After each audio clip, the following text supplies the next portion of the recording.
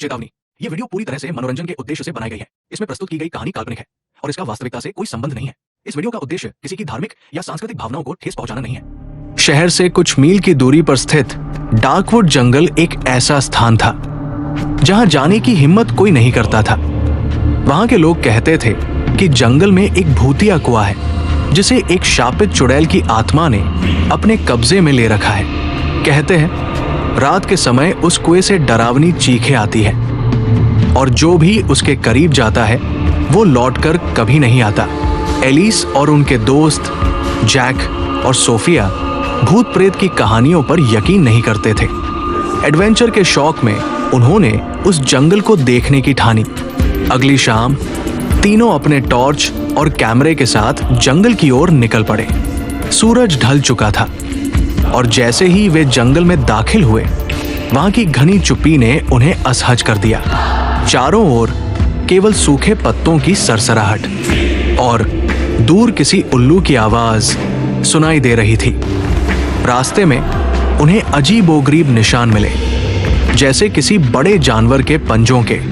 Jack ने मजाक में कहा, शायद ये तुम्हारी चुड़ैल के पंजों के निशान हैं। लेकिन एलिस ने महसूस किया कि ये मजाक करने का समय नहीं था। जंगल के बीचों बीच उन्हें एक पुरानी झोपड़ी मिली। झोपड़ी के अंदर राख से भरा एक चूल्हा और दीवारों पर अजीबोगरीब आकृतियां बनी हुई थी। वहां की हवा में एक अजीब सी गंध थी, जैसे किसी चीज को जला दिया गया हो। तभी सोफिया को लगा कि झोपड़ी के कोने में कोई खड़ा है। उसने टॉर्च मारी, लेकिन वहां कुछ नहीं था। आखिरकार वे उस प्राचीन कुएं तक पहुंचे। कुआं काई से ढका हुआ था और उसके आसपास सूखे फूल और काले रंग की जली हुई मोमबत्तियां बिखरी थी। तभी कुएं से अचानक ठंडी हवा का झोंका आया और साथ में एक धीमी मगर गूंजती हुई हंसी सुनाई दी। जैसे ही जैक ने कुएं में झांकने की कोशिश की, वहां का माहौल एकदम ठंडा हो गया। अचानक कुएं के अंदर से एक परछाई निकली और हवा में आकार ले लिया। वो एक महिला थी जिसके लंबे बिखरे हुए बाल थे और उसका चेहरा आधा जला हुआ था।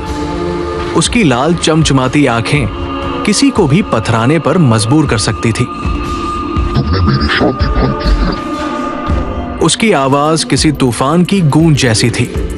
तीनों भागने की कोशिश करने लगे, लेकिन उनके पैर मानो जमीन से चिपक गए हों।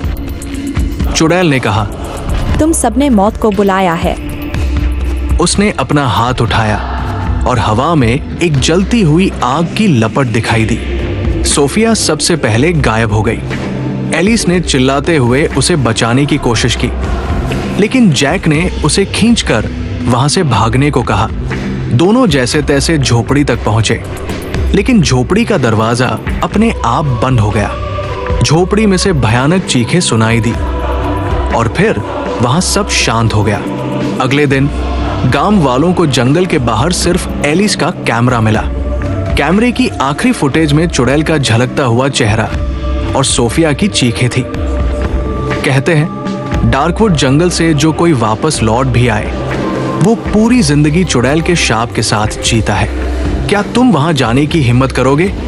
दोस्तों, हम ऐसी अच्छी वीडियो बनाते रहें, इसके लिए सपोर्ट करिए। सब्सक्राइब करिए हमारे चैनल भूतिया किस्से को। धन्यवाद।